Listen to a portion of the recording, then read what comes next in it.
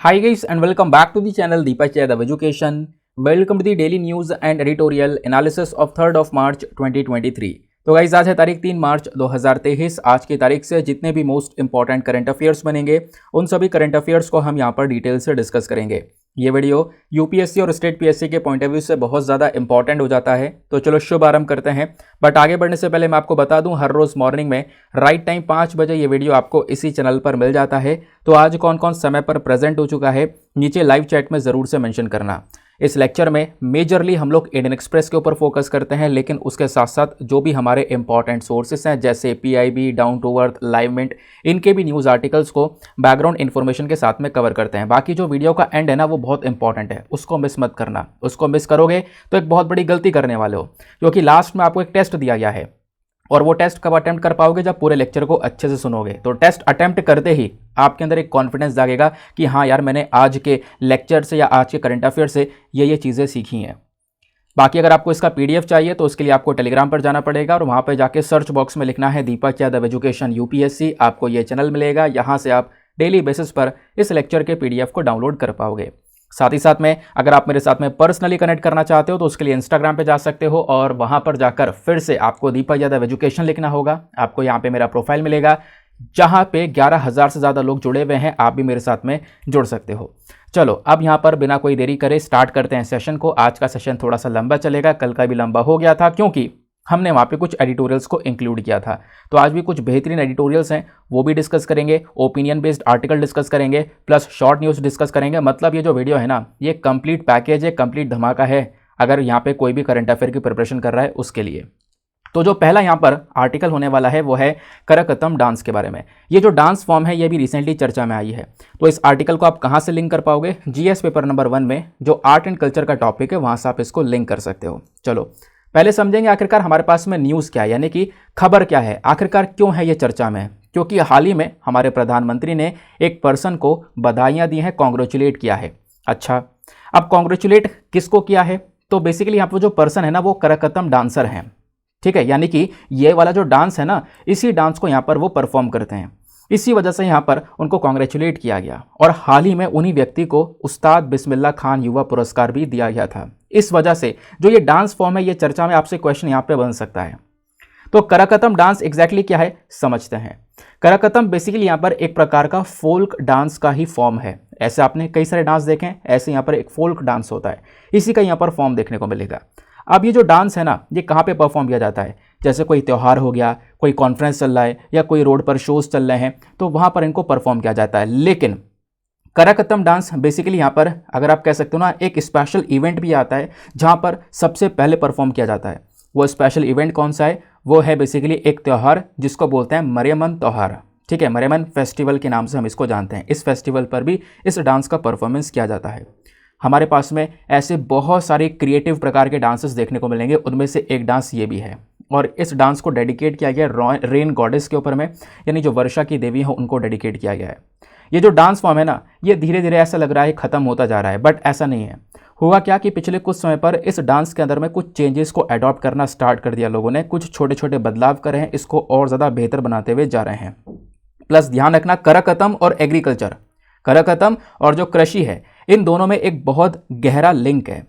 कैसे? ये इसलिए क्योंकि यहाँ पर एक पूजा का नाम आता है जिसका नाम है मरेमन पूजा। ये जो पूजा है ना पूरी, ये होती है कौन से मंथ में? मंथ ऑफ मेदाम में। मंथ ऑफ मेदाम बेसिकली कब आता है? हार्वेस्ट सीजन के बाद में, जो फसल की कटाई होती है ना, उसके बाद में यहाँ पर ये जो सीज़न है वो आता है केरला के अंदर में स्पेसिफिकली। तो आप कह सकते हो ये किसी से रिलेटेड हो गया? हमारे एग्रीकल्चर से रिलेटेड हो गया। और मैंने आपको बताया है कि जो ये त्यौहार होता है ना मरियमन फेस्टिवल, इसी फेस्टिवल पर, इसी अवसर पर सबसे ज़्यादा यहाँ पर इस डांस को परफॉर्म किया जाता है, करकतम डांस को। करकतम डांस जो है ना, ये केवल केरला में ही फेमस नहीं है, केरला के साथ साथ तमिलनाडु में भी फेमस है और केरला के कुछ और भी अलग अलग जो पार्ट्स है वहाँ पर भी ये काफ़ी ज़्यादा फेमस है। तो क्वेश्चन आपसे बन सकता है ये डांस कहाँ का है? तो ध्यान रखना, तमिलनाडु और केरला दो इंपॉर्टेंट जगह पर इस डांस को परफॉर्म किया जाता है। इस डांस की कैरेक्टरिस्टिक्स क्या हैं? देखो, यहाँ पर ना बहुत ज़्यादा प्रैक्टिस चाहिए। वैसे तो यहाँ पे नॉर्मल तरीके से डांस कर लेता है इंसान, या कोई और टिपिकल डांस है तो उसको सीख कर भी थोड़ा सा कर लेता है, लेकिन यहाँ पे बहुत हद से ज़्यादा प्रैक्टिस चाहिए होती है, पूरा डेडिकेशन चाहिए होता है। तो कहोगे ऐसा क्या है डांस में? देखो इस डांस में ना आपका जो बैलेंस है वो एक अल्टीमेट लेवल का होना चाहिए। क्यों? यहाँ पे आप देख पा रहे होंगे इस प्रकार से इन्होंने हेड के ऊपर ये जो है एक बैलेंस बना रखा है, और इस बैलेंस को बनाने के बाद में ये जो अपना डांस है उसको परफॉर्म करते हैं। ठीक है, तो वो जो बैलेंस होना है ना वो बहुत ज़्यादा ज़रूरी है, ऐसा यहाँ पर मेंशन किया गया है। जो सर पर इन्होंने कंटेनर रखा है उसके अंदर वाटर, राइस, सॉइल वगैरह रखा जाता है, उससे फिल किया जाता है, फिर यहाँ पर जो ये डांस है वो किया जाता है। तो ही हो या शी हो वो डांस को परफॉर्म करते हैं, बट बैलेंस होना इंपॉर्टेंट है। ठीक है, तो ये हो गया हमारा फर्स्ट आर्टिकल कंप्लीट। नाउ आते हैं सेकंड आर्टिकल की तरफ। अगला आर्टिकल बात करता है अल्मा टेलीस्कोप के बारे में। ये जो टेलीस्कोप है ये पिछले कुछ समय पर काफ़ी ज़्यादा चर्चा में आया है, तो आओ समझते हैं आखिरकार अल्मा टेलीस्कोप क्या है। पहले समझेंगे हमारे पास में न्यूज़ क्या है, खबर क्या है। पहले हम समझेंगे अल्मा का फुल फॉर्म क्या है, क्योंकि आपको पता होगा टेलीस्कोप काफ़ी चर्चा में है। ये जो ढेर सारे आपको टेलीस्कोप दिख रहे हैं ना, यही है अल्मा टेलीस्कोप। इनका काम क्या है वो भी समझेंगे, लेकिन न्यूज़ क्या है। अब न्यूज़ को पढ़ने से पहले आपको साथ ही साथ अल्मा का फुल फॉर्म भी पढ़ लेना है। अल्मा का फुल फॉर्म है एटाकामा लार्ज मिलीमीटर एंड सब मिलीमीटर एरे। अच्छा, एटाकामा क्या होता है? एटाकामा बेसिकली एक डेजर्ट है, एक बहुत ज़्यादा सूखा डेजर्ट। कहाँ पर है? चिली में स्थित है। चिली कहाँ पर है? चिली बेसिकली एक साउथ अमेरिकन कंट्री है, जहाँ पर ब्राज़ील, पेरू ये सारे देश देखने को मिलते हैं, वहीं पर चिली भी स्थित है। ठीक है, बात क्लियर हो गई। तो चिली में ही यहाँ पर एक एटाकामा नाम का जो पूरा डेजर्ट है वो आपको देखने को मिलेगा, एक सूखा मरुस्थल कह सकते हो ये है, और यहीं पर इन सैटेलाइट्स को जो है लगाया गया है। सॉरी, ये जो अल्मा है, अल्मा टेलीस्कोप जो है ना, इसको लगाया गया है। अच्छा, अब आपका एक सिंपल सा क्वेश्चन होगा, सर टेलीस्कोप का यूज़ क्या है? अगर मैं आपसे खुद पूछूं टेलीस्कोप का यूज़ क्या होता है? टेलीस्कोप से आप क्या कर सकते हो? ऊपर स्पेस में, अंतरिक्ष में देख सकते हो, क्या हरकतें चल रही हैं उन चीज़ों को आप देख सकते हो। वही काम यहाँ पर है, सिंपल सी बात है।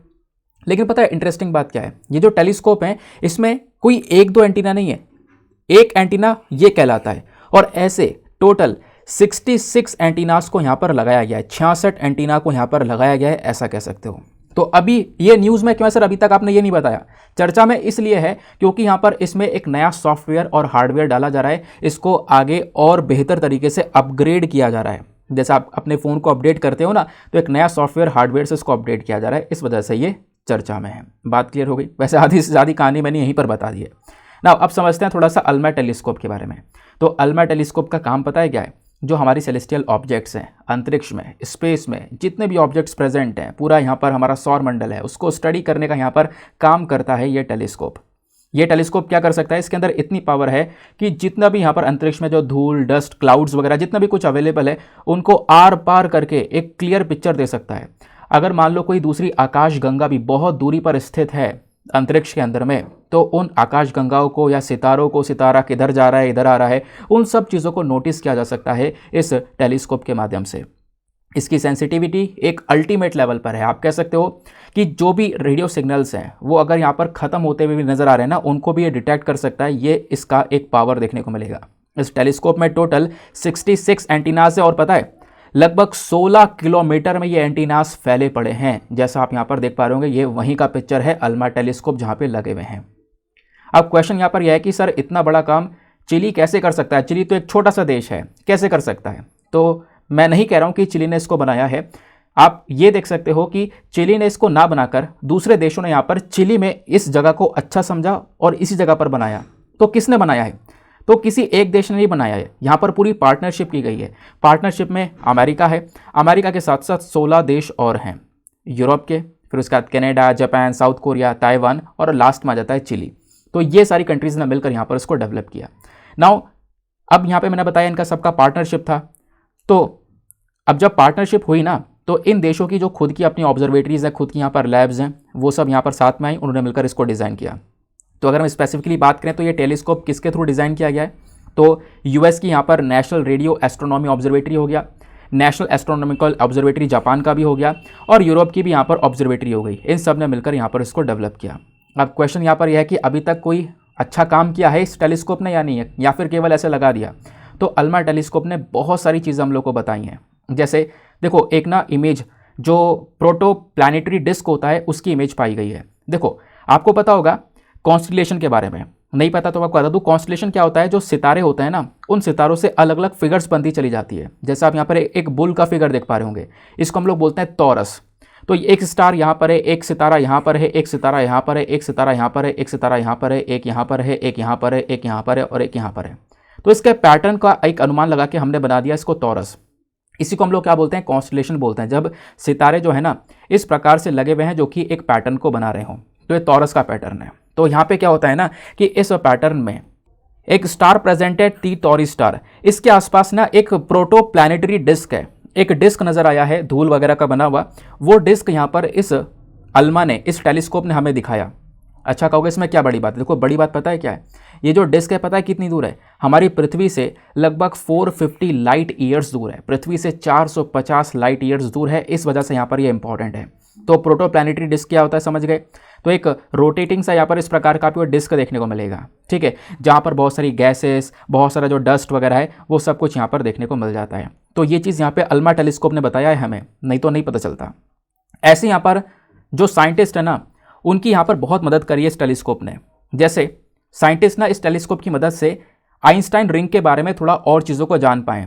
आइंस्टाइन रिंग क्या होती है? जब मान लो यहाँ पर कोई गैलेक्सी, कोई आकाशगंगा है, वहाँ से लाइट निकल रही है, ठीक है, अब वो लाइट निकल कर पास होती है, पास होने के बाद में आप कह सकते हो मान लो एक बड़े से ऑब्जेक्ट के थ्रू पास हो गई और वहाँ पर ग्रेविटेशन की वजह से उस लाइट का जो रास्ता है ना वो चेंज हो जाता है, तो वो कहीं ना कहीं एक रिंग बनाती हुई नजर आती है। तो उसको हम लोग बोलते हैं यहाँ पर आइंस्टाइन रिंग। मतलब मैं आपको एक मोटा मोटा समझा रहा हूँ, बाकी आप डिटेल से पढ़ोगे तो बहुत कुछ जानने को मिलेगा। बस खाली आप ऐसे समझ सकते हो कि इस आइंस्टाइन रिंग की खोजबीन ना अल्मा ने की थी। अल्मा टेलीस्कोप ने यहाँ पर इस प्रकार की चीज़ों को फाउंड किया है। बट अभी रिसेंटली चर्चा में है, तो क्या क्या याद रखना है? चिली में है, किस किसने मिलकर बनाया है वो ध्यान रखना है, इसका काम क्या है वो ध्यान रखना है, ठीक है। नेक्स्ट आर्टिकल पर आते हैं। अगला आर्टिकल भी इंपॉर्टेंट होने वाला है, लेकिन आगे बढ़ने से पहले मेक श्योर करना वीडियो पे जो लाइक का बटन है उसको प्रेस कर देना। हमारा जो टारगेट है ना वो 3K प्लस लाइक का है। आज 3000 लाइक्स हैं, देखते हैं यहाँ पर पहुँचा सकते हो या नहीं। बिल्कुल पहुँचा सकते हो यार, 15-20 हज़ार लोग वीडियो देखते हैं। थोड़ा सा यहाँ पे मुझे ज़्यादा मेहनत लग रही है, मेरे को पूरा दिन लग जाता है इन चीज़ों को मेंटेन करने में, पूरे लेक्चर को डेवलप करने में। आप देख पा रहे होंगे कितना सारा कंटेंट मैं आपको प्रोवाइड करवा रहा हूँ। तो आप भी यहाँ पर एक सपोर्ट कर सकते हो, आपको ये चार्ज नहीं लिया जा रहा एक्स्ट्रा, आप सिर्फ यहाँ पर एक लाइक करके सपोर्ट कर सकते हो, ठीक है। चलो बात की गई है बंजारा कम्युनिटी के बारे में, तो इस आर्टिकल को आप GS paper number 1 art and culture से लिंक कर पाओगे। तो हुआ क्या है, खबर क्या है, पहले हम वो समझेंगे। हाल ही में जो हमारी केंद्र सरकार है, यूनियन गवर्नमेंट है, इन्होंने यहाँ पर एक सेलिब्रेशन किया है। किन का सेलिब्रेशन किया है? हमारे यहाँ पर एक पर्सन है जिनका नाम है संत सेवलाल महाराज। तो इनकी अभी 284th बर्थ एनिवर्सरी सेलिब्रेट की गई है। एक स्पिरिचुअल लीडर हैं, एक रिलीजियस लीडर हैं, लेकिन जो लीडर है ना ये बंजारा कम्युनिटी के लीडर हैं।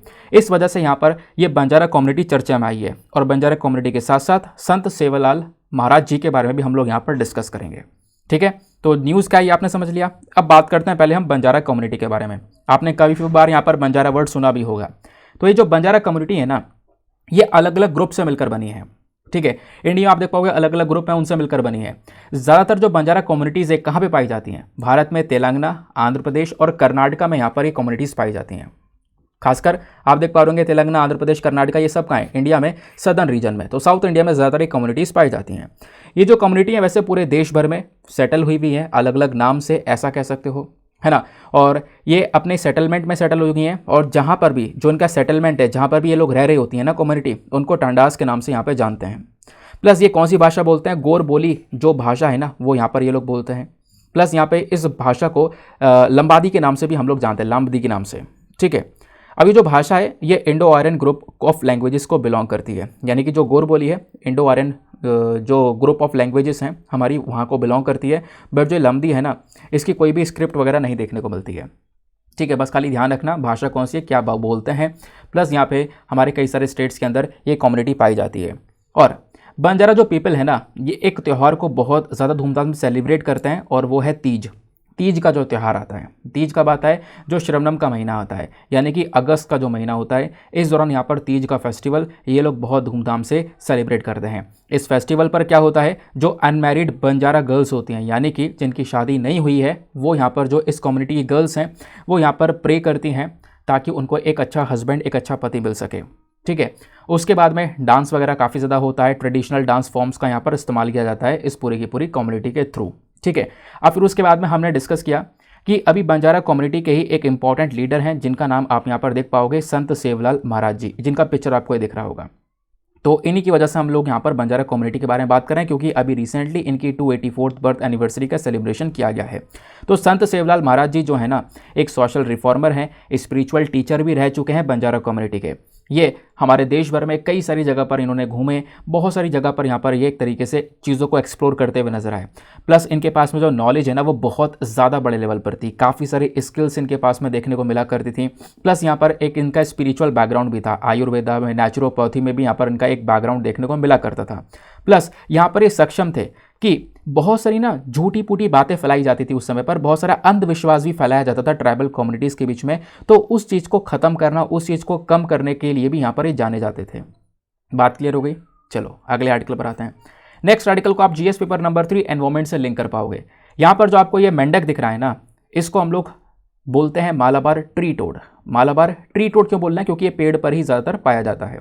तो अभी ये चर्चा में क्वेश्चन आपसे बन सकता है, अलग अलग तरीके से बन सकते हैं, तो जो मैं आपको बताऊंगा बस खाली उतना ध्यान रखना। तो हुआ क्या है, तो हाल ही में जो ये मालाबार ट्री टोड है ना, ये पाया गया है कहाँ पर? मोलेम नेशनल पार्क में। मोलेम नेशनल पार्क जो कि गोवा में स्थित है, ठीक है ना, यहाँ पर ये ट्री टोड पाया गया है, ध्यान रखना, ठीक है। तो अभी क्या है, आपको मालाबार ट्री टोड के बारे में पढ़ना होगा डायरेक्टली। जो ये मेंढक है ना, मालाबार ट्री टोड, ये एक छोटी प्रजाति है। आप देख पा रहे होंगे किसी के हाथ पर ये बैठा है मेंढक, बहुत छोटा सा, बहुत छोटी सी प्रजाति आपको देखने को मिलेगी जो कि जंगलों में पाई जाती है, खासकर वेस्टर्न घाट्स के जंगल में।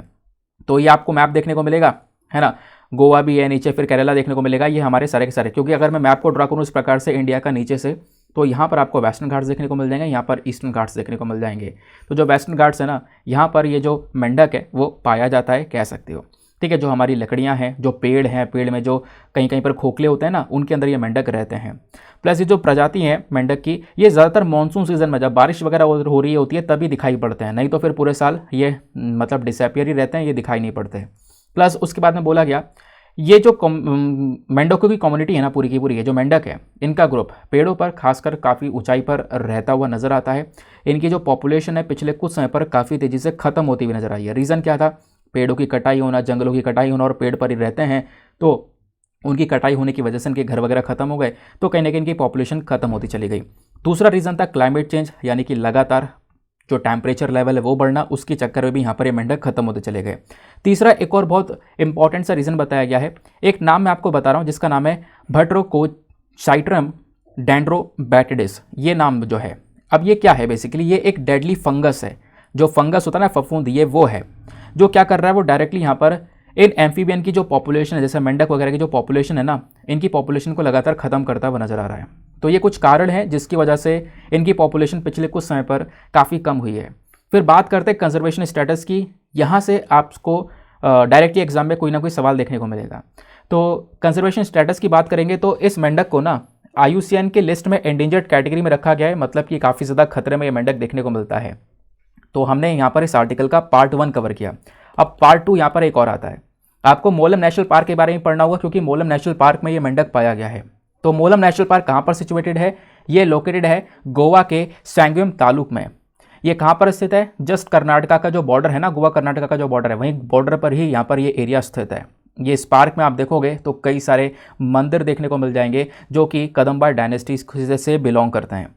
ये जो पार्क है ये पहले मोलेम गेम सेंचुरी के नाम से जाना जाया करता था, बाद में इसको एक वाइल्ड लाइफ सेंचुरी बना दिया गया 1969 में, और इसका नाम बदल दिया गया। नाम बदलकर भगवान महावीर सेंचुरी यहाँ पर इसका नाम रख दिया गया, और तब से जो ये नेशनल पार्क है वो अब मोलम नेशनल पार्क नहीं कहलाता, ये भगवान महावीर सेंचुरी या मोलम नेशनल पार्क के नाम से जाना जाता है। और यहाँ पे अगर हम जानवरों की बात करें तो जो किंग कोबरा है या पिट वाइपर है, Indian rock python, Malabar pit viper, यानी कि जो ज़्यादातर खतरनाक सांप है ना, वो इस पार्क के अंदर में पाए जाते हैं, ऐसा कह सकते हो। तो ये यहाँ पर गोवा का मैप हुआ, और भगवान महावीर नेशनल पार्क कहाँ पर है, तो यहाँ पर आप इसकी लोकेशन देख पा रहे होंगे। ये जो मैं ड्रॉ कर रहा हूँ यहाँ पे रेड कलर कर रहा हूँ, ये पर्टिकुलर रीजन है जहाँ पर ये स्थित है। ठीक है, आगे आते हैं। नेक्स्ट आर्टिकल भी काफ़ी इंपॉर्टेंट होने वाला है, इसको अगेन आप लोग GS पेपर नंबर 3 एनवायरमेंट से लिंक कर पाओगे। यहाँ पे बात की जा रही है बिस्फेनॉल ए के बारे में। ये कोई ए अलग से नहीं लिख दिया है, ये वाकई में ए है। अब बिस्फेनॉल ए क्या है? ये एक ऐसा केमिकल है जिसका हम लोग इस्तेमाल करते हैं प्लास्टिक वगैरह को बनाने में, लेकिन चर्चा में क्यों है पहले हम वो डिस्कस करेंगे। न्यूज़ हमारे पास ये निकल कर आती है कि हाल ही में ना एक स्टडी कंडक्ट की गई है।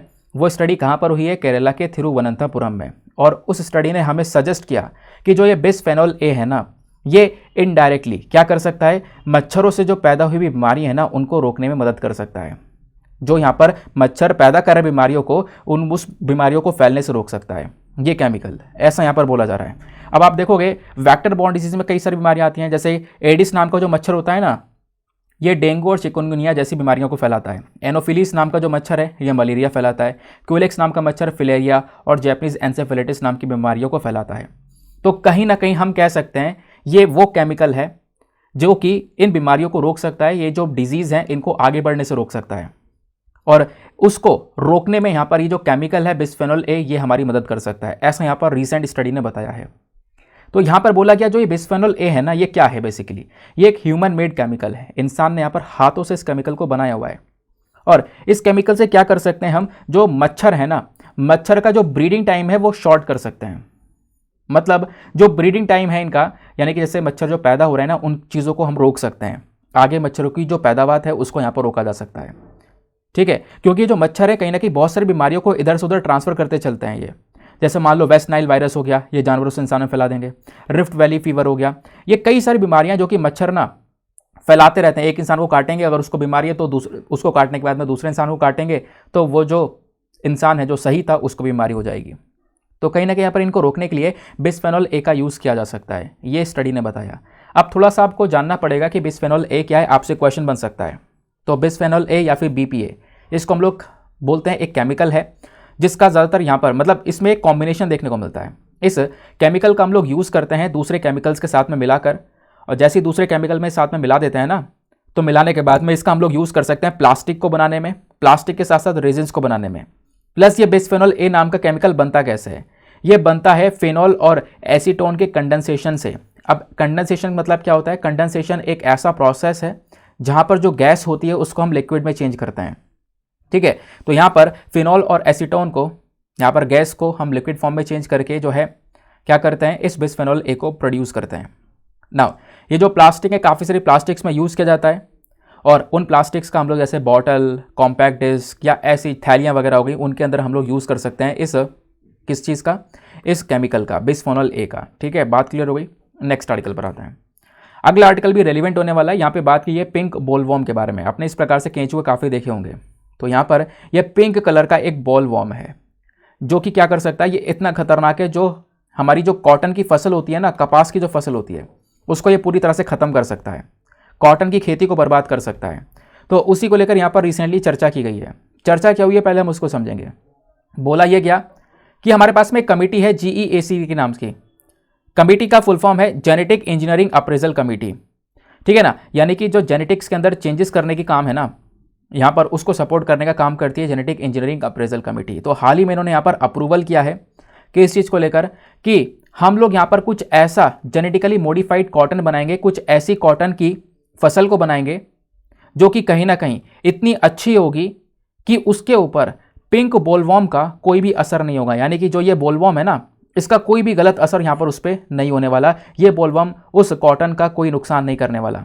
तो ऐसा कॉटन हम लोग बना रहे हैं, लेकिन कैसे बनाएंगे, उस कॉटन के अंदर के जो जीन होंगे ना, उसके अंदर चेंजेस कर कर, उसके जीन के अंदर बदलाव कर कर। तो अभी इसको अप्रूवल मिल गया है, उस वजह से चर्चा में है। तो पहले तो हम समझेंगे पिंक बोलवॉर्म के बारे में कि आखिरकार पिंक बोलवॉर्म है क्या, क्यों है इतना ये खतरनाक। तो को बोला यह जाता है जो हमारी कॉटन होती है ना, कॉटन के लिए जो सबसे खतरनाक कीड़ा है जो पूरी कॉटन की फसल को बर्बाद कर सकता है, वो पिंक बोलवॉर्म है। पिंक बोलवॉर्म का साइंटिफिक नेम क्या है, इसका साइंटिफिक नेम है पैक्टिनोफोरा गॉसिपेलिया। अब डिस्ट्रीब्यूशन की बात करें, ये पिंक बोलवॉर्म कहाँ कहाँ पर देखने को मिलता है, तो केवल इंडिया में देखने को मिलेगा, है ना, या फिर कह सकते हो कि इंडिया में भी जो भी कॉटन ग्रोइंग कंट्रीज है दुनिया भर में, जहाँ पर कॉटन उग रहा है वहाँ पर भी ये पाया जाता है। मतलब ओरिजिनली तो भारत में पाया जाता है, लेकिन दुनिया भर में जहाँ पर कॉटन का उत्पादन किया जा रहा है वहाँ पर ये पिंक बोलवॉर्म पाया जाता है, जो कि उसी फसल को नष्ट करने के लिए यहाँ पर पैदा हुआ है। अब आप जब पिंक बोलवॉर्म को देखोगे ना, तो ये जो बोलवॉर्म है ना, एकदम से नहीं बढ़ते हैं, धीरे धीरे। पहले ये अंडे से क्या होगा, एक लार्वा बनेगा, लार्वा धीरे धीरे बड़ा होगा, धीरे धीरे बड़ा होने के बाद में जो है फटकर वो एडल्ट बनेगा। जैसा हमारी बटरफ्लाई की स्टेज में होता है, बीटल की स्टेज में होता है, वैसे यहाँ पर इन बोलवॉर्म की स्टेज में भी होता है। ठीक है, तो बोलवॉर्म से खतरा क्या है, मैंने आपको बताया। बोलवॉर्म से खतरा यहाँ पर है कि ये हमारी कॉटन के लिए सबसे बड़ा कीड़ा है, और इसमें जो एडल्ट वाले होते हैं, जो बड़े साइज़ के बोलवॉर्म होता है ना, और जो फीमेल वाली होती हैं, एडल्ट वाले तो खैर कह सकते हो 2 सप्ताह तक रह सकते हैं, 2 सप्ताह तक जिंदा रहते हैं, लेकिन जो फीमेल बोलवॉर्म होती है ये लगभग 200 अंडे दे सकती है या 200 से ज़्यादा अंडे दे सकती है। और फिर वो जो अंडे हैं ना, वो अंडे यहाँ पर फूटेंगे, लार्वा बनेगा, है ना। और क्या होगा, वो जो एक तरीके से नए बॉलवर्म बनेंगे, नए जो वो बॉलवर्म आएंगे ना, वो क्या करेंगे, वो यहाँ पर इन कॉटन की फसलों को बर्बाद करेंगे। जब एडल्ट्स अंडे दे देती है कॉटन बॉल के ऊपर, देखो कॉटन बॉल ये है, जो हमें रुई मिलती है ना, जो कपास मिलता है वो ऐसे मिलता है, ऐसे ग्रो करता है और ऐसे यहाँ पर एक बॉल सी बनकर आ गई, इसमें से हम निकालेंगे इसे, ठीक है। तो यहाँ पर क्या होता है, जो एडल्ट हैं, जो यहाँ पर बोलवर्म होता है वो क्या करेगा, इसके ऊपर अंडे दे देगा।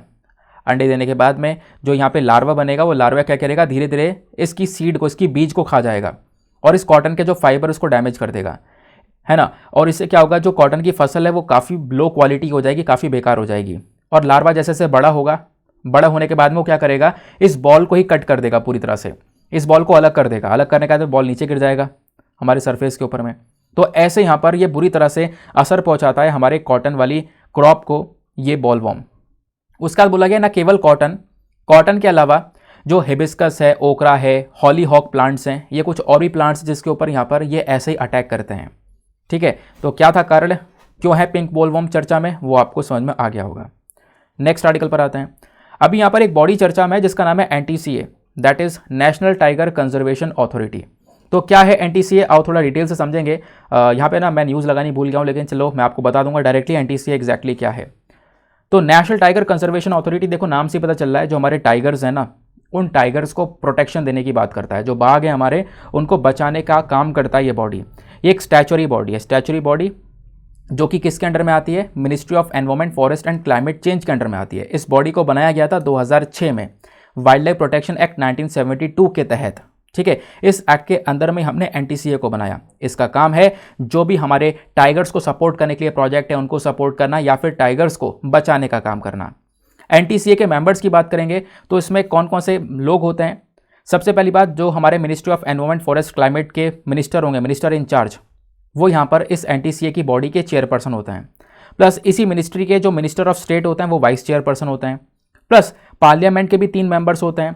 प्लस हमारे इसी मिनिस्ट्री के सेक्रेटरी भी होते हैं और कुछ और मेंबर्स भी होते हैं। ये सारे मेंबर्स जो है ना NTCA के अंदर में अपॉइंट किए जाते हैं, ठीक है। बाकी मैंने आपको बताया प्रोजेक्ट टाइगर जैसे चलाया है हमने टाइगर्स को बचाने के लिए, तो उन चीज़ों को सपोर्ट प्रोवाइड करवाता है NTCA।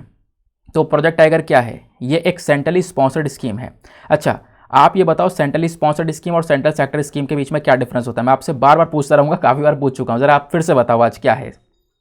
तो हमने यहाँ पर देखा एक सेंट्रली स्पॉन्सर्ड स्कीम है ये। इस स्कीम को लॉन्च किया गया था 1 अप्रैल 1973 में। इसका काम है टाइगर्स को सपोर्ट प्रोवाइड करवाना। काफ़ी सारे राज्यों में जहाँ पे टाइगर्स देखने को मिलते हैं, वहाँ पर जहाँ पर टाइगर्स देखने को मिलते हैं उसी एरिया में यहाँ पर उनको प्रोटेक्शन प्रोवाइड करवाना, जिसको हम लोग बोलते हैं इन सीटू कंजर्वेशन करना। जिस एरिया में जिस टाइगर रिजर्व में वो टाइगर पाया जाता है ना, वहीं पर उनको प्रोटेक्शन देना। और जो ये प्रोजेक्ट टाइगर है अभी तक का एक कह सकते हो सबसे बड़ा इनिशिएटिव हमने चलाया है टाइगर्स को बचाने के लिए। और जो हमारे पास में बॉडी है नेशनल टाइगर कंजर्वेशन अथॉरिटी, ये क्या करती है, ये एक सुपरवाइजिंग एजेंसी है जो कि यहाँ पर प्रोजेक्ट टाइगर की मदद कर रही है और इवन यहाँ पर हमारे टाइगर्स को सपोर्ट प्रोवाइड करवा रही है। नेक्स्ट आर्टिकल पर आते हैं।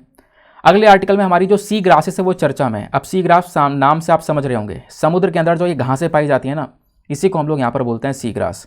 तो सी ग्रास चर्चा में है, क्यों है चर्चा में, और थोड़ा डिस्कस करेंगे। न्यूज़ क्या है, तो थोड़ा बड़ा न्यूज़ है, समझते हैं एग्जैक्टली क्या है। देखो हाल ही में ना एक स्टडी की गई है और वो जो स्टडी है वो कुछ रिसर्चर्स ने मिलकर की है। अब वो रिसर्चर्स कहाँ के थे, यूनिवर्सिटी ऑफ मद्रास के, university of Madras and presidency college के। तो जितने भी रिसर्चर्स थे उन्होंने ये बताया कि अभी जो कैंसर का इलाज होता है ना, उसके लिए आप अलग अलग थेरेपी करवाते हो, अलग अलग ट्रीटमेंट करवाते हो। तो मान लो किसी को लीवर कैंसर हो गया, तो लीवर कैंसर में ट्रीटमेंट अगर चाहिए तो कौन सा ट्रीटमेंट लिया जाएगा, कीमोथेरेपी ट्रीटमेंट किया जाएगा। तो बोला यह जा रहा है कि जो ये समुद्र के अंदर घास पाई जाती है, जो सी ग्रास पाई जाती है, इस सी ग्रास का हम बेहतरीन तरीके से इस्तेमाल कर सकते हैं इस कीमोथेरेपी ट्रीटमेंट के अंदर में। यानी लीवर कैंसर को ठीक करने के लिए जो ट्रीटमेंट इसका यूज़ किया जाता है ना, उस ट्रीटमेंट के अंदर हम सी ग्रास का यूज़ कर सकते हैं। कैंसर को ठीक करने के लिए हम सी ग्रास का यूज़ कर सकते हैं, ऐसा यहाँ पर बोला जा रहा है।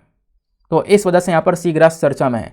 तो क्वेश्चन आपसे बन सकता है, तो सी ग्रासेस क्या है, ये बेसिकली फ्लावरिंग प्लांट है, मतलब जो फूल वगैरह ना इसमें निकलते हुए नजर आते हैं।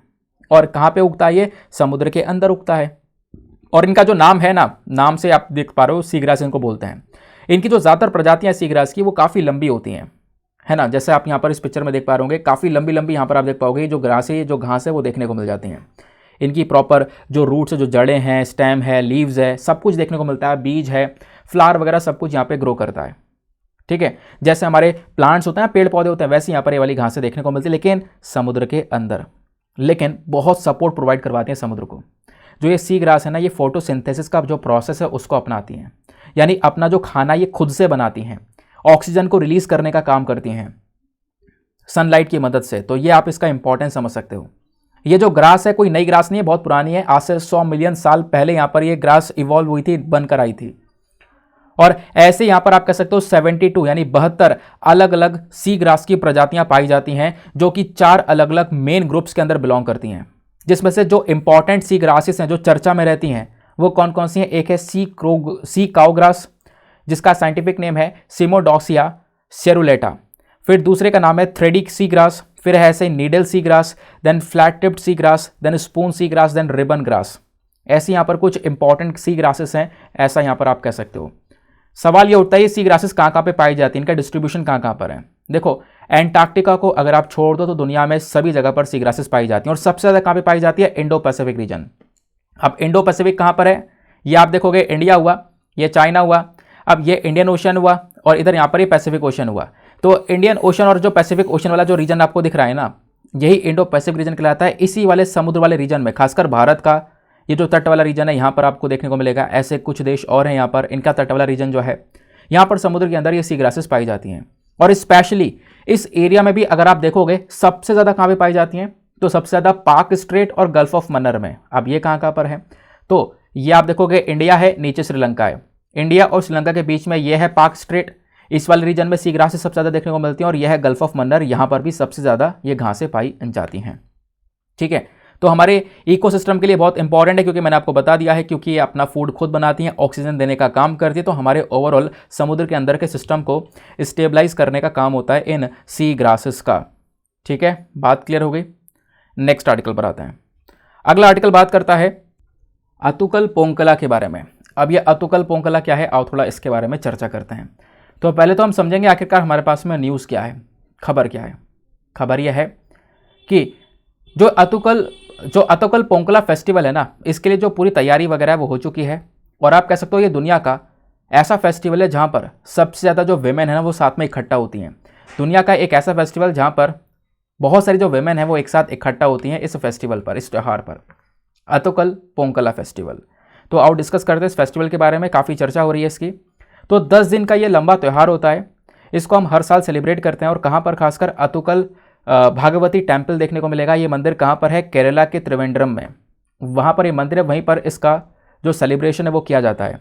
ये फेस्टिवल डेडिकेट किया गया है अतुकल भागवती को। इनको हम लोग यहाँ पर गॉडेस कनकी या भद्रकाली भी यहाँ पर बोलते हैं।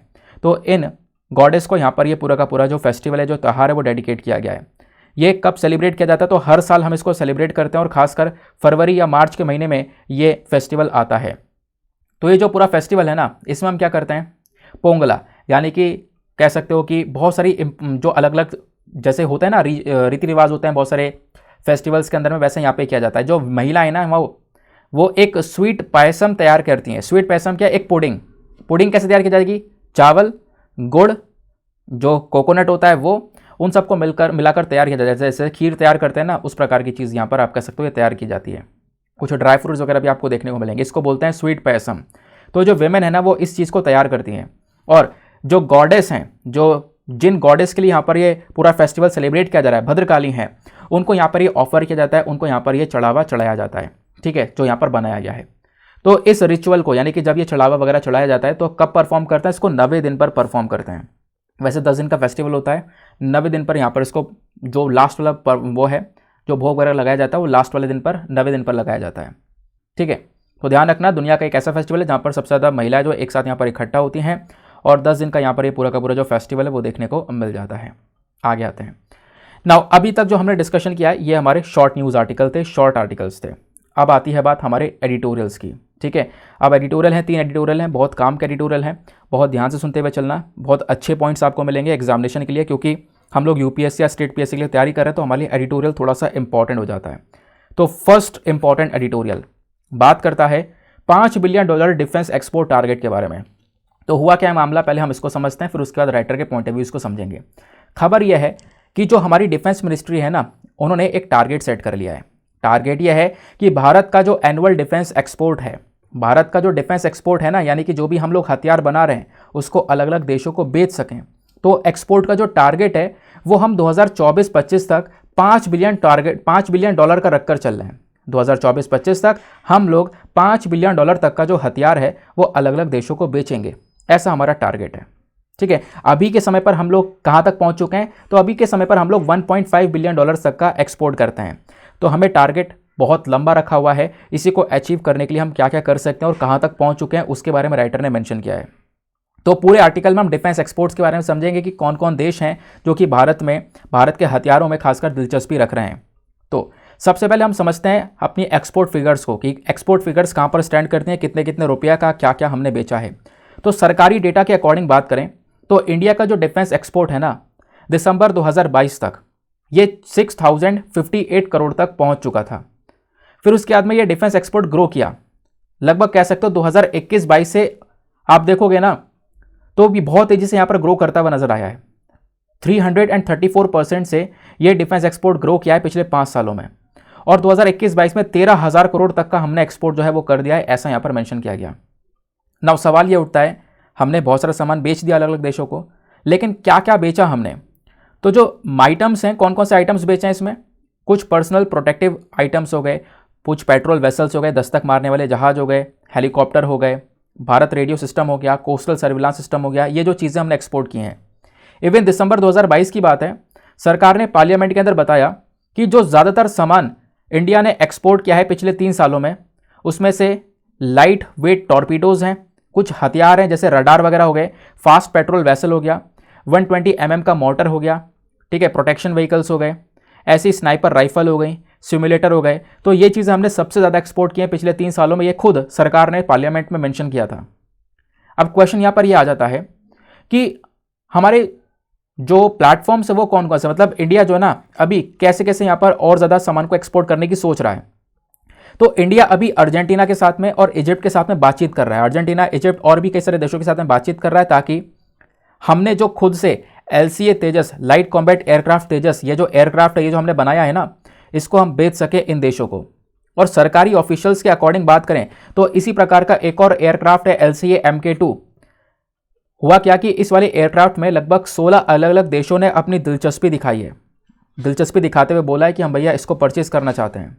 तो इंडिया अभी यहाँ पर देख रहा है कि हम जल्दी कहीं ना कहीं इस प्रकार के और भी बहुत सारे एयरक्राफ्ट्स को एक्सपोर्ट करेंगे अलग अलग देशों में, बहुत सारे देशों में एक्सपोर्ट कर सकते हैं। प्लस भारत ने ऑलरेडी मॉरिशस के साथ में भी एक कॉन्ट्रैक्ट साइन कर लिया है, और उस कॉन्ट्रैक्ट में क्या बोला गया कि हम एडवांस लाइट हेलीकॉप्टर जो है ना MK3 वाला, वो मॉरिशस को दे रहे हैं। और मॉरिशस ऑलरेडी यहाँ पर कुछ हेलीकॉप्टर्स पहले से चला रहा है जो कि यहाँ पर इंडिया ने प्रोवाइड करवाए हैं। प्लस मॉरिशस के बाद में भारत गुयाना नाम का जो देश है इसके साथ भी बातचीत कर रहा है, ताकि हम इनको डॉर्नियर 228 वाले जो पेट्रोल वेसल्स हैं, एयरक्राफ्ट हैं, वो यहाँ पर इनको प्रोवाइड करवाएं। और लास्ट ईयर की बात है, हमने डिस्कस भी किया था, भारत ने $375 मिलियन का एक कॉन्ट्रैक्ट साइन कर लिया था फिलीपींस के साथ में, और फिलीपींस को हम लोगों ने इतने $1 मिलियन का जो ब्रह्मोस सुपरसोनिक क्रूज मिसाइल है वो बेचा है। तो अभी तक हम ये सब कुछ कर चुके हैं एक्सपोर्ट के मामले में, वो यहाँ पे बताया गया। प्लस भारत अभी यहाँ पर देख ये रहा है कि जो ये वेपन सिस्टम है ना, इसको आने वाले समय पर हम 10 कंट्रीज़ में और बेचने वाले हैं। जैसे ब्रह्मोस मिसाइल वगैरह है, इसको हम आने वाली 10 कंट्रीज़ में और बेचेंगे, जैसे South Africa, Egypt, UAE, Saudi Arabia, इन देशों ने अपनी दिलचस्पी दिखाई है, इनको भी हम बेचने वाले हैं। इवन साल 2022 की बात करें तो आर्मेनिया ने भी यहाँ पे एक गवर्नमेंट टू गवर्नमेंट डील कर ली है। आर्मेनिया कहता है कि हम लोग पिनाका को परचेज करेंगे। पिनाका बेसिकली क्या है, एक रॉकेट लॉन्चर सिस्टम है, ठीक है, जो कि DRDO ने बनाया है। तो आर्मेनिया इसको परचेज कर रहा है। तो आप देख पा रहे होंगे कि इस प्रकार से हम लोगों ने यहाँ पर अलग अलग देशों में अपनी जो एक तरीके से इमेज है डिफेंस के मामले में वो छोड़नी स्टार्ट कर दी है। एक समय ऐसा था कि हम कुछ अपने देश में नहीं बनाया करते थे, सारी चीज़ें, छोटी से छोटी चीज़ें, डिफेंस आइटम्स हम इंपोर्ट किया करते थे अलग अलग देशों से। बट आज के समय पर बहुत सारी कंट्रीज़ है जो कि दिलचस्पी दिखा रही हैं इंडिया के डिफेंस आइटम्स में। तो लगभग 75 कंट्रीज़ तो ऐसी हो चुकी हैं जो कि इंडिया के डिफेंस आइटम्स को परचेज करने वाली हैं। कुछ परचेज कर चुकी हैं, कुछ ने कॉन्ट्रैक्ट साइन कर लिया, कुछ करने वाली हैं। उनमें से जो सबसे मेजर कंट्रीज़ है वो कौन कौन सी हैं, उसमें Italy, Maldives, Sri Lanka, Russia, France, Nepal, Mauritius, Israel, Egypt, UAE, Bhutan, Ethiopia, Saudi Arabia, Philippine, Poland, Spain and Chile, ये कुछ मेजर एक्सपोर्ट डेस्टिनेशंस आपको देखने को मिल जाते हैं। प्लस। अब इनमें से भी अगर हम टॉप कस्टमर्स की बात करें, सबसे बड़े कस्टमर्स कौन कौन से जिन्होंने सबसे ज़्यादा हथियार परचेज किया भारत से, तो एक रिपोर्ट आई थी इंडियन एग्जिम बैंक की। उस रिपोर्ट ने यह बताया कि मॉरिशस, मोजाम्बिक और सीचिल्स, ये जो 3 देश हैं ना, ये कहीं ना कहीं टॉप पर आते हैं साल 2017 से लेकर साल 2021 के बीच में, जिन्होंने सबसे ज़्यादा डिफेंस आइटम्स को परचेज किया है। और दुनिया में ना एक रिपोर्ट आई थी सिप्री की एक रिपोर्ट आई, उसमें यह बताया गया दुनिया में टॉप 25 देश ऐसे हैं जो कि सबसे ज़्यादा हथियारों को एक्सपोर्ट करते हैं। तो भारत ने यहाँ पर इन टॉप 25 में से अपनी जो एक जगह है वो बना ली है। टॉप 25 में हम लोग भी आ रहे हैं, ठीक है, आप ऐसा कह सकते हो। फिर उसके बाद में म्यांमार को आप देखोगे तो म्यांमार एक ऐसा देश है जो कि भारत के हथियारों का सबसे बड़ा इंपोर्टर बना। तो लगभग 2017 से 21 में 50% जो हथियार है ना वो म्यांमार ने परचेज किए हैं। म्यांमार के बाद श्रीलंका हो गया, आर्मेनिया हो गया, ये टॉप कंट्रीज जिन्होंने सबसे ज़्यादा हथियारों को परचेज किया। अब सरकार ने हमारी बहुत सारे अलग अलग कदम उठाए ताकि हम अपने डिफेंस आइटम को और बेहतरीन तरीके से एक्सपोर्ट कर सकें। जैसे डिफेंस प्रोक्योरमेंट पॉलिसी को चलाया गया, ऐसे हम लोगों ने यहाँ पर हमेशा से इंडिया के आइटम्स को प्रेफरेंस देने की कोशिश की। हमने खुद से अपने देश में सामान को बनाना स्टार्ट किया, मेक इन इंडिया प्रोजेक्ट को हमने स्टार्ट किया। Make in India, by make in India, हर चीज़ को हमने यहाँ पर इंडिया से लिंक करने की कोशिश की। उसके बाद जाकर ये चीज़ें पॉसिबल हो पाई हैं। इवन जो बजट है हमारा लेटेस्ट वाला 2023-24 वाला, यहाँ पर सरकार ने एक अलग से बहुत बड़ा जोर दिया है, 75% इंक्रीज कर दिया है अब की बार बजट में, डिफेंस बजट में। तो डिफेंस बजट में अब की बार हम और भी बहुत कुछ उखाड़ने वाले हैं। देन ऐसे ही हम लोगों ने इंपोर्ट और जो पॉजिटिव लिस्ट है वो चलाया, यानी कुछ अलग अलग लिस्ट लेकर आए। उस लिस्ट के अंदर कुछ आइटम्स को हमने डाल दिया कि भाई ये हथियार हैं, और ये हथियार जो हम अलग अलग देशों से परचेज क्या कर रहे थे अब हम नहीं परचेज करेंगे, उसके ऊपर बैन लगा दिया। अब बैन लगा दिया तो क्या करेंगे, तो उन हथियारों को हमने खुद से अपने देश बनाना स्टार्ट किया, ठीक है। तो ये भी एक कदम था जो कि यहाँ पे कहीं ना कहीं भारत को डिफेंस एक्सपर्ट के मामले में आगे बढ़ाता हुआ चला गया। फिर उसके बाद में डिफेंस इंडस्ट्रियल कॉरिडोर्स को बनाया गया। 2 अलग अलग बड़े बड़े कॉरिडोर्स भारत में बनाए गए, एक उत्तर प्रदेश में, एक तमिलनाडु में। वो डिफेंस इंडस्ट्रियल कॉरिडोर ऐसा देखने को मिलेगा। तमिलनाडु में ये है वो कॉरिडोर, इन 5 जगह को जोड़ता है, चेन्नई, होसूर, सालेम, तिरुचिरापल्ली और कोयम्बतूर। ऐसी उत्तर प्रदेश में एक कॉरिडोर आपको देखने को मिलेगा जो कि अलीगढ़, लखनऊ, कानपुर, चित्रकूट, झांसी, आगरा को जोड़ता है। मतलब ये हब हैं, यहाँ पर सबसे ज़्यादा हथियारों को प्रोडक्शन किया जाएगा, सबसे ज़्यादा जो हथियार है वो यहाँ पर बनाए जाएंगे और एक दूसरे एरिया से यहाँ पर कनेक्टिविटी रखी गई है। तो इस प्रकार के डिफेंस कॉरिडोर्स भी इंडिया में डेवलप किए जा रहे हैं, ठीक है। तो ये सारा हमने कदम उठाया है जिसकी वजह से डिफेंस के मामले में आज हम ग्रो कर पाए हैं, वो यहाँ पर राइटर का कहना है। फिर उसके बाद अगले एडिटोरियल पर आते हैं। नेक्स्ट आर्टिकल भी काफ़ी इंपॉर्टेंट होने वाला है। ये बात करता है ग्लोबल इंटरनेट शट ऑफ्स के बारे में। देखो, एक रिपोर्ट आई है जिसने बताया है कि साल 2022 में कहाँ पर या फिर किस किस देश में सबसे ज़्यादा बार इंटरनेट को बंद किया गया, तो उसको लेकर चर्चा की गई है। आने वाले समय पर कई सारे आर्टिकल हिंदू में भी पब्लिश होने वाले हैं, बट अभी इंडियन एक्सप्रेस का है तो हम लोग अभी इसको समझ रहे हैं। तो यहाँ पर क्या बोला गया, एक रिपोर्ट आई है जिसका नाम है access now and the keep it on coalition. इस रिपोर्ट के मुताबिक बात करें तो इंडिया कहीं ना कहीं साल 2022 में टॉप पर आता है, नंबर 1 पर आता है। एक ऐसा देश जिसने सबसे ज़्यादा इंटरनेट शटडाउन्स के इंटरनेट को बंद किया। लगभग 84 बार इंटरनेट को बंद किया गया था भारत में, ऐसा यहाँ पर बोला जा रहा है अलग अलग जगह पर। और भारत के बाद में दूसरे नंबर पर देश है वो यूक्रेन है। यूक्रेन के अंदर लगभग 22 शटडाउन देखने को मिले। यूक्रेन के बाद में ईरान हुआ, ईरान में 18 शटडाउन देखने को मिले। फिर उसके बाद में म्यांमार आया, म्यांमार में तो बहुत ही सारे शटडाउन देखने को मिले। तो म्यांमार चौथे नंबर पर है, फर्स्ट पर इंडिया, सेकंड पर यूक्रेन, थर्ड पर ईरान और चौथे नंबर पर म्यांमार। तो ओवरऑल 2022 में दुनिया भर की क्या सिचुएशन थी, तो पूरे 2022 में ना जब आप पूरे दुनिया भर में देखोगे तो 35 ऐसी देश थे, 35 कंट्रीज थी जहां पर 187 के आसपास इंटरनेट शटडाउन्स आपको देखने को मिल जाएंगे। 35 देशों के अंदर में एक मतलब कह सकते हो 187 बार ये अलग अलग इंसिडेंट्स देखने को मिले हैं, जहां पर म्यांमार में सबसे बुरे हालात हुए। और 2022 के अंत तक अगर हम देखें तो यहाँ पर एक अफ्रीकन कंट्री भी है। अफ्रीकन कंट्री में तिग्रे नाम का एक देश है, इथियोपिया नाम का एक देश है, ये भी अफ्रीकन कंट्री है। यहाँ पे आप देखोगे 2 साल से ज़्यादा का कम्युनिकेशन ब्लैकआउट रहा, यानी लोग आपस में कम्युनिकेट नहीं कर पाए क्योंकि प्रॉपर कनेक्टिविटी नहीं थी, प्रॉपर इंटरनेट कनेक्शन वहाँ पर नहीं दिया गया। तो ये हालात रहे हैं 2022 में, कहाँ पर किस लेवल पर कहाँ पर इंटरनेट शटडाउन्स हुआ है वो इस रिपोर्ट में बताया गया। अभी हमने जो डिस्कशन किया है वो ग्लोबल लेवल पर किया है। अब बात करेंगे हम स्पेसिफिकली भारत के बारे में कि इंडिया के अंदर कहाँ पर इंटरनेट शटडाउन हुए 2022 में और क्यों हुए, और इसके पीछे का रीज़न क्या था, फिर दूसरा इसका असर क्या पड़ा है वो भी समझेंगे। तो इंडियन सिनेरियो में बात करें तो साल 2022 की बात है, जो इंटरनेट है ना वो लगभग 49 टाइम्स आप कह सकते हो शट डाउन किया गया था जम्मू एंड कश्मीर में। और इसी के साथ में जम्मू एंड कश्मीर हमारे देश का एक ऐसा राज्य बन गया था जहां पर सबसे ज़्यादा इंटरनेट शटडाउन्स किए गए। फिर उसके बाद में राजस्थान के अंदर में दूसरे नंबर पर राजस्थान में लगभग 12 बार इस प्रकार का शटडाउन देखने को मिला। फिर वेस्ट बंगाल में देखने को मिला, वेस्ट बंगाल में कई बार लगभग 7 बार शटडाउन हुआ। अच्छा, क्वेश्चन यहाँ पर यह है, ये शटडाउन किया गया, इसका मतलब क्या है? इसको हम लोग डिजिटल ऑथोरिटेरियनिज्म के नाम से भी जानते हैं। तो डिजिटल ऑथोरिटेरियनिज्म क्यों बोलते हैं? क्योंकि कहीं ना कहीं इंटरनेट को शटडाउन करने के बाद क्या होता है, रिपोर्ट ये बोलती है कि जो अथॉरिटीज़ है, जो हमारी गवर्नमेंट बॉडीज़ हैं ना, वो यहाँ पे शटडाउन कर रही हैं। और शटडाउन करने से क्या हो रहा है, लोगों के जो राइट्स हैं, लोगों के पास में बहुत सारे हक हैं, उनको वायलेट किया जा रहा है। ठीक है, अब क्वेश्चन यहाँ पर यह है कि चलो मान लो शटडाउन हुए भी, तो इसके पीछे के रीज़न क्या थे, कारण क्या थे? ये शटडाउन हुए हैं, इसके पीछे का रीज़न था प्रोटेस्ट। कहीं कहीं पर बहुत ज़्यादा प्रदर्शन हुआ, जम्मू कश्मीर के अंदर में, राजस्थान में, वेस्ट बंगाल में कहीं पर प्रदर्शन हुआ, या फिर कहीं पर कोई लड़ाई हो गई, स्कूल एग्जाम्स की वजह से या इलेक्शंस की वजह से यहाँ पर इंटरनेट शटडाउन को किया गया। ये कुछ कारण थे ना। क्वेश्चन यहाँ पर ये कि इंटरनेट शटडाउन होता क्या है? इसका मतलब होता है कुछ समय के लिए आप यहाँ पर इंटरनेट पर्टिकुलर एरिया में बंद कर देते हो, वो यहाँ पर इंटरनेट शटडाउन हो गया। अच्छा, इसका असर क्या पड़ता है? देखो, सबसे पहला इकोनॉमिक लॉस।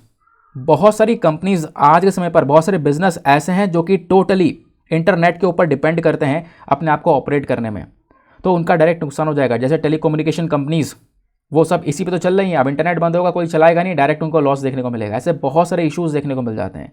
तो पहला तो इकोनॉमिक लॉस, दूसरा सोशल डिसरप्शन। जो इंटरनेट है वो आज के समय में बहुत ज़्यादा ज़रूरी है कम्युनिकेशन करने के लिए। कम्युनिकेट करने के लिए एक इंपॉर्टेंट टूल है, लोगों को आपस में कनेक्ट करके रखता है। अब एकदम से इंटरनेट बंद हो जाएगा तो सोसाइटी में एक डिसरप्शन क्रिएट हो जाएगा, है ना। फिर उसके बाद में जो दूसरा एक और इम्पैक्ट बताया जा रहा है वो है पॉलिटिकल कॉन्सिक्वेंसेस। इंटरनेट शटडाउन ज़्यादातर आप देख पाओगे ना, जो किए जाते हैं सरकार के थ्रू, ताकि लोगों के ऊपर कंट्रोल किया जा सके। मान लो कोई इन्फॉर्मेशन फैल रही है तो उसको कंट्रोल किया जा सके। मान लो कोई सरकार ने कदम उठाया जिसके खिलाफ लोग प्रदर्शन कर रहे हैं, उसको रोकने के लिए, है ना। तो यहाँ पर इस प्रकार की चीज़ें ये देखने को मिल जाता है। फिर यहाँ पर एजुकेशनल सेटबैक, एक इम्पैक्ट ये भी पड़ता है इंटरनेट शटडाउन की वजह से। लोगों की जो एजुकेशनल एक्टिविटीज़ है वो भी डिसरप्ट होती हैं, पर्टिकुलरली स्टूडेंट्स के लिए। जो बच्चे यहाँ पर डायरेक्टली ऑनलाइन पढ़ाई कर रहे हैं उनके ऊपर असर पड़ता है, उनकी पढ़ाई यहाँ पर बंद हो जाती है कुछ समय के लिए। जैसे जम्मू एंड कश्मीर में हालत काफ़ी लंबे समय तक ऐसी ख़राब रहे। फिर बात आती है हेल्थ इंप्लीकेशंस की। कोविड-19 के समय पर आपने देखा इंटरनेट एक इंपॉर्टेंट टूल बन चुका है। लोग यहाँ पे ऑनलाइन वे में टेलीमेडिसिन कर रहे हैं, यानी कि ऑनलाइन डॉक्टर के साथ में कंसल्टेशन कर बातचीत कर अपने हेल्थ को सही कर रहे हैं। तो हेल्थ के मामले में भी लोगों को सपोर्ट नहीं मिल पाएगा जब इंटरनेट बंद हो जाएगा। तो ये भी एक इम्पैक्ट देखने को मिला। नाउ सर, सवाल ये उठता है, कौन व्यक्ति है या कौन सी बॉडी है या कौन सा कानून है जो भारत में इंटरनेट शटडाउन को गवर्न करने का काम करता है? कौन देखता है? तो वो सब यहाँ पर आपको पता होना चाहिए। तो इंटरनेट जो शटडाउन के ऑर्डर्स हैं ना, वो सारे के सारे गवर्न किए जाते हैं टेम्पररी सस्पेंशन के तौर पर। यानी कि आप कह सकते हो अलग अलग एक्ट हैं, अलग अलग रूल्स एंड रेगुलेशन है। जैसे पब्लिक इमरजेंसी और पब्लिक सेफ्टी रूल 2017 का ये रूल है। फिर उसके बाद में इंडियन टेलीग्राफ एक्ट 1885 के अंदर में यहाँ पर इस रूल को बनाया गया है। तो इस रूल के माध्यम से हम क्या कर सकते हैं, थोड़े समय के लिए इंटरनेट को शटडाउन कर सकते हैं। 2017 का जो ये पूरा रूल एंड रेगुलेशन, जो 2017 का नियम है ना, ये थोड़े समय के लिए शटडाउन के लिए बात करते हैं कि आप थोड़े समय के लिए शटडाउन कर सकते हो अगर कोई इशू वगैरह क्रिएट होता है तो। लेकिन यहाँ पर आप देख पाओगे जो एक्ट है 1885 वाला टेलीग्राफ एक्ट, ये हमारी सेंट्रल गवर्नमेंट को, डायरेक्टली केंद्र सरकार को पावर देता है कि वो केंद्र सरकार ही क्या कर सकती है, टेलीकॉम सर्विसेज को रेगुलेट कर सकती है, इंटरनेट सर्विसेज को रेगुलेट कर सकती है, बंद करना चाहे बंद कर सकती है, चलाना चाहे चला सकती है। तो सारी पावर्स मेजरली केंद्र सरकार के पास में देखने को मिलती है। कौन से एक्ट के माध्यम से आती है ये मैंने आपको बता दिया है। अब क्वेश्चन यहाँ पर ये देखने को मिलेगा, पता है इंटरनेट शटडाउन के कई सारे केसेस आए गए और कुछ केसेस यहाँ पर आप देख पाओगे सुप्रीम कोर्ट पहुँचे और सुप्रीम कोर्ट ने अपना जजमेंट भी यहाँ पर दिया। जैसे एक केस था Anuradha Bhasin versus Union of India का, 2020 का केस था। सुप्रीम कोर्ट ने इस केस को रूल किया और बोला कि ठीक है इंटरनेट शटडाउन कर सकते हो, लेकिन कोई एक पर्सनल, मतलब ऐसा ना हो कि एक कोई ठोस रीज़न नहीं है, आपके पास में एक डेफिनेट रीज़न होना चाहिए जिसको आप डिफाइन कर सको, तभी आप यहाँ पर इंटरनेट सर्विसेज को बंद कर सकते हो। नहीं तो फिर ये इंटरनेट सर्विस बंद करना इलीगल माना जाएगा पूरी तरह से, क्योंकि यहाँ पर लोगों के जो राइट्स हैं उनका आप उल्लंघन करते हुए नजर आओगे। और इसी दौरान यहाँ पर सुप्रीम कोर्ट ने ये भी बोला कि जो केंद्र सरकार है ना, इसको कुछ बदलाव करने चाहिए अपने इंटरनेट सस्पेंशन ऑर्डर के अंदर में, जो ये 2017 के एक नियम है ना, इसके अंदर कुछ बदलाव करने चाहिए, ऐसा सुप्रीम कोर्ट ने बोला। और बदलाव करके यहाँ पर ये बोला कि आप मान लो इंटरनेट बंद कर रहे हो, ठीक है, तो मैक्सिमम 15 दिन तक, 15 दिन से ज़्यादा आप कहीं पर इंटरनेट बंद नहीं कर सकते। तो ये बात भी यहाँ पे सुप्रीम कोर्ट ने मेंशन की थी, जबकि यहाँ पर काफ़ी सारे इस चीज़ को लेकर रिकमेंडेशंस आते रहे, वो माने नहीं गए, वो बात अलग है। देखते हैं आगे क्या होगा, वो आगे की बात बताई जाएगी, बट अभी के लिए इतना था मामला। आई होप आपको क्लियर हो चुका है। नाउ लास्ट एडिटोरियल, फाइनली आपने काफ़ी वेट कर लिया है, कोई बात नहीं, थोड़ा सा और वेट करो, बस खाली वीडियो इंपॉर्टेंट होना चाहिए। लास्ट एडिटोरियल है, लास्ट आर्टिकल है, इसको और पढ़ेंगे, इंपॉर्टेंट है। देखो बात की जा रही है काउ विजिलेंटिज्म के बारे में। तो ये विजिलेंटिज्म क्या होता है वो समझेंगे, प्लस मॉब लिंचिंग क्या होता है वो समझेंगे। देखो काउ विजिलेंटिज्म, इसका मतलब है गौरक्षक, गाय की रक्षा करना। तो अभी क्या हुआ, काउ विजिलेंटिज्म की चक्कर में जो लोग हैं ना, वो क्या कर रहे हैं, कहीं ना कहीं मॉब लिंचिंग करने लग रहे हैं।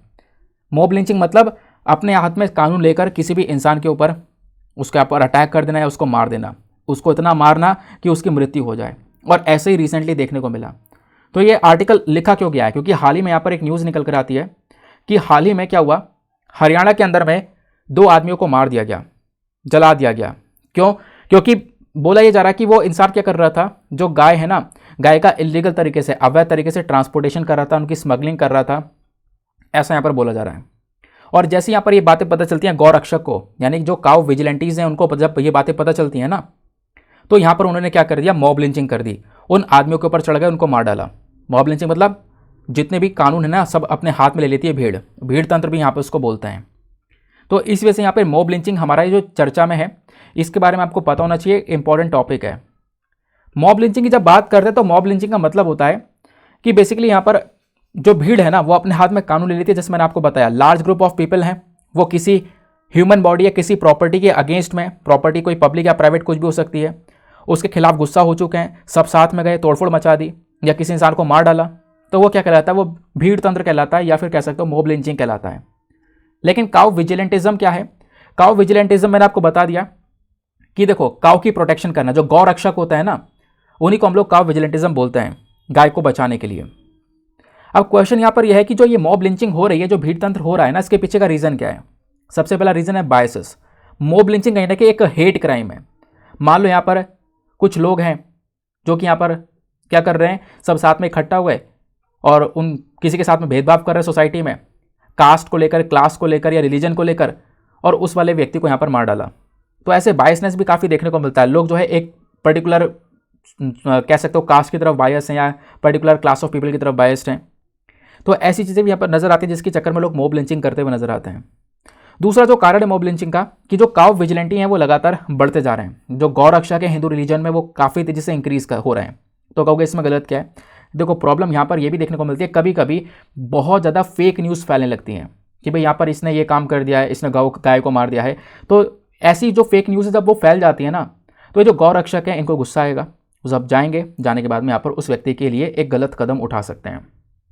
तो वो चीज़ें यहाँ पर आप कह सकते हो कि नज़र आती हैं, है ना। तो एक कारण ये भी है। तो इसमें कहीं ना कहीं जो फेक न्यूज़ का मामला है ना, वो भी बहुत खतरनाक इंपैक्ट डाल सकता है मॉब लिंचिंग के ऊपर में। और मॉब लिंचिंग बढ़ रहा है, उसके पीछे का एक और रीज़न है, वो है लैक ऑफ स्पीडी जस्टिस। यानी कि लोग समझते हैं कि यार अगर इसके मामले को हमने पहुंचाया, अगर जेल में पहुंचाया इसको, या कोर्ट कचहरी का मामला इसको करवाया भी, तो बहुत समय लग जाएगा और उसको, इन लोगों को न्याय मिल नहीं पाएगा। तो सोचते हैं कि हाथों हाथ ही यहाँ पे न्याय लिया जाए, और हाथों हाथ जो कानून है उसको अपने हाथ में ले लेते हैं। तो स्पीडी जस्टिस ना होने की वजह से भी मॉब लिंचिंग बढ़ती जा रही है।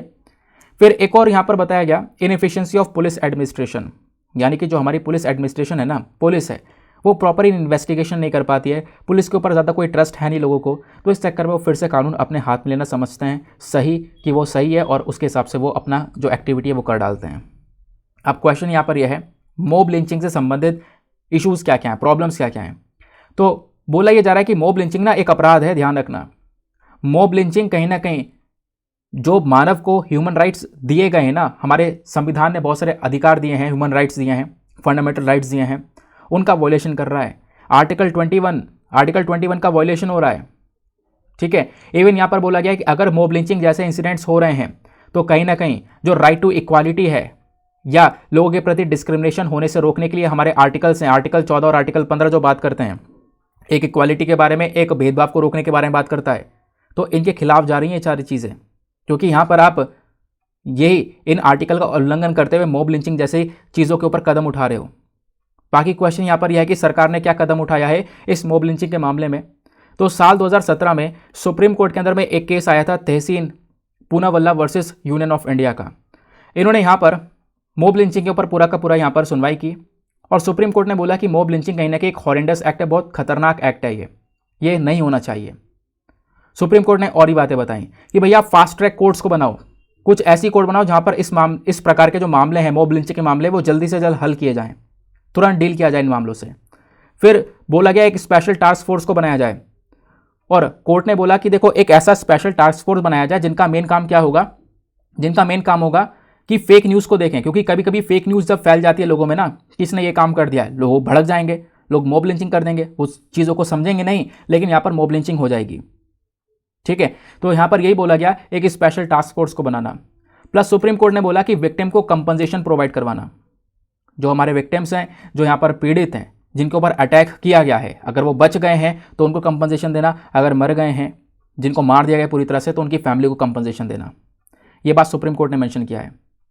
और अभी तक आप देखोगे तो भारत में 3 राज्य ऐसे हैं, मणिपुर, वेस्ट बंगाल और राजस्थान, 3 ऐसे राज्य हैं जहां पर मॉब लिंचिंग के खिलाफ कोई कानून वगैरह बनाया गया है। वैसे झारखंड में भी यहाँ पर इस प्रकार का एक बिल 2021 में पास किया गया था, बट ये वापस से जो गवर्नर है उन्होंने रिटर्न कर दिया है, तो झारखंड यहाँ पे नहीं है। बट आप 3 राज्य देख सकते हो, मणिपुर, वेस्ट बंगाल, राजस्थान, जिन्होंने यहाँ पर मॉब लिंचिंग के खिलाफ यहाँ पर एक्शन लिया हुआ है, तो आप ऐसा ध्यान रखना। ठीक है, तो आई होप गाइज आपको यहाँ पर ये चीज़ें अच्छे से क्लियर हो चुकी हैं। नाउ फाइनली हमारा यहाँ पर जो डिस्कशन है वो समाप्त होता है। तो डिस्कशन काफ़ी रेलिवेंट था, आपने देख लिया होगा। अब बात ये आती है कि आज का हमारा प्रीलिम्स रैपिड फायर सेशन क्या है। तो जो भी हमने आर्टिकल डिस्कस किए हैं ना, अब उन्हीं के बेसिस पर आपका ये पूरा का पूरा टेस्ट होगा। करना क्या है, आपको बहुत अच्छे से चीज़ों को सुनना है और सुनने के बाद में जो है ना अपने क्वेश्चन को अटैम्प्ट करना। पहले मैं आपको सारे क्वेश्चन लाइन से बताता चलूँगा, फिर लास्ट में आपको सारे क्वेश्चन के आंसर बता दूंगा। अटैम्प्ट करना, रीचेक करना और देखना यहाँ पर क्या क्या सही किया आपने। पहला क्वेश्चन बात करता है सी ग्रासेस के बारे में, समुद्र के अंदर जो घासें पाई जाती हैं ना उसके बारे में। तो सी ग्रास को लेकर 2 स्टेटमेंट दिए गए हैं, बताना है कौन सा स्टेटमेंट सही है। पहला स्टेटमेंट, जो सी ग्रास है ये एक फ्लावरिंग प्लांट है, जो फूल वगैरह है ना वो यहाँ पर ग्रो करते हुए नजर आते हैं और ये समुद्र के अंदर पाए जाते हैं। सी ग्रास के अंदर कोई क्लोरोफिल वगैरह नहीं होता है और यहाँ पे कोई भी फोटोसिंथेसिस का प्रोसेस नहीं देखने को मिलता है। क्या ये सही बात है? बताओ कौन सा स्टेटमेंट सही है। Option A 1 only, option B 2 only, option C दोनों सही है या फिर ऑप्शन डी दोनों के दोनों गलत हैं। नाउ आगे आते हैं। नेक्स्ट क्वेश्चन में बात की है करकतम डांस के बारे में। तो करकतम डांस के रेफरेंस में आपको यहाँ पर 2 स्टेटमेंट्स दिए गए हैं, बताना है कौन सा स्टेटमेंट सही है। पहला स्टेटमेंट, ये एक प्रकार का क्लासिकल डांस है जो कि सरकार ने रिकग्नाइज़ किया है। दूसरा, यहाँ पे कुछ मूवमेंट्स वगैरह किए जाते हैं। देखो अच्छा यहाँ पर ना सॉरी, उस क्वेश्चन में कुछ मिस्टेक हो गई है तो उसको यहाँ पर हम स्किप करते हैं। वो 2 क्वेश्चन आपस में मिक्स हो गए हैं, ठीक है, तो उसको हम लोग स्किप करते हैं, वो कल मैं आपको करवा दूंगा। अगले क्वेश्चन पर आते हैं। यहाँ पर बात करिए बंजारा कम्युनिटी को लेकर। बंजारा कम्युनिटी के रेफरेंस में आपको 2 स्टेटमेंट्स दिए गए हैं, बताना है कौन सा स्टेटमेंट सही है। पहला स्टेटमेंट, जो बंजारा कम्युनिटी वाले लोग हैं ना, ये गौर बोली जो भाषा है वो बोलते हैं। ये भाषा इंडो आर्यन ग्रुप से बिलोंग करती है। दूसरा, ये जो कम्युनिटी वाले लोग हैं ये तीज का जो त्यौहार है उसको भी सेलिब्रेट करते हैं, जो कि अगस्त के महीने में आता है। बताओ कौन सा स्टेटमेंट सही है। Option A 1 only, option B 2 only, option C दोनों सही है या फिर ऑप्शन डी दोनों के दोनों गलत हैं। नेक्स्ट क्वेश्चन पर आते हैं। अगला क्वेश्चन इंपॉर्टेंट है। अगला क्वेश्चन बात करता है किसके बारे में, अम्ला के बारे में, जो हमारा टेलीस्कोप है उसके बारे में, अल्मा टेलीस्कोप के बारे में, यानी कि इसकी फुल फॉर्म है अटकामा लार्ज मिलीमीटर सब मिलीमीटर एरे टेलीस्कोप। तो ये जो टेलीस्कोप है ना, इसको लेकर 2 स्टेटमेंट्स दिए गए हैं, बताना है कौन सा स्टेटमेंट सही है। पहला स्टेटमेंट, इस टेलीस्कोप का मेन काम क्या है, जो सेलेस्टियल ऑब्जेक्ट्स हैं, जो हमारे अंतरिक्ष में जितनी भी चीज़ें हैं उनको यहाँ पर स्टडी करना। दूसरा स्टेटमेंट, इस टेलीस्कोप को बनाया है केवल और केवल यूरोपियन स्पेस एजेंसी ने। क्या यह सही बात है? बताओ कौन सा स्टेटमेंट सही है। Option A 1 only, option B 2 only, option C दोनों सही है या फिर ऑप्शन डी दोनों के दोनों गलत हैं। अगले प्रश्न पर आते हैं।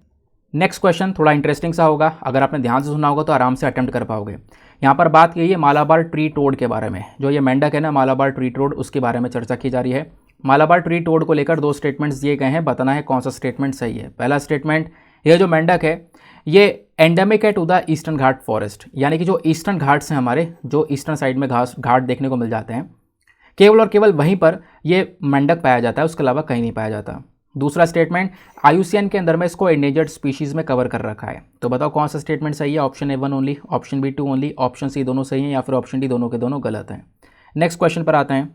ना जो अगला क्वेश्चन है वो बात करता है अतुकल पोंकला के बारे में। तो अभी हमने यहाँ पर थोड़ी देर पहले पढ़ा है।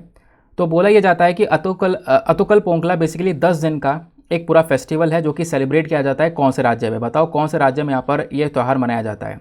Option A Tamil Nadu, option B Odisha, option C Kerala या फिर ऑप्शन डी वेस्ट बंगाल।